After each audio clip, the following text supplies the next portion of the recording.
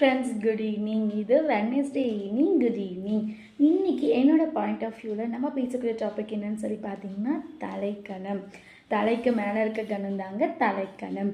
இப்போ நிறைய பேர் வந்து பார்த்திங்கன்னா ஒன்றுமே இல்லை, இப்போ வந்து நல்ல பொசிஷனில் இருக்காங்க அப்படின்னு சொல்லி பார்த்திங்கன்னா அவங்க எப்பயுமே வந்து அமைதியாக தாங்க இருப்பாங்க. அவங்க எதுவுமே பெருமை பேச மாட்டாங்க.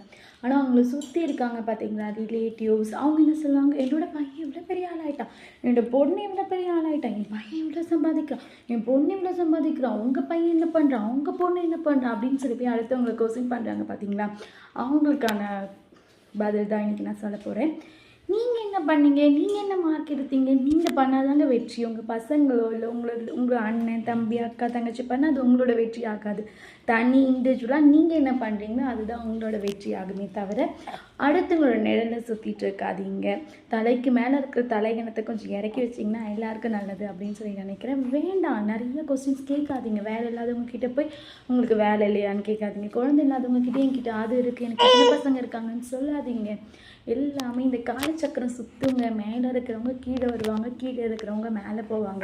அதனால் எதுவுமே இப்போ டிசைட் பண்ண வேணாம் அப்படின்னு சொல்லி நினைக்கிறேன். தலைகணத்தை இறக்கி வச்சுருங்க. பாய்.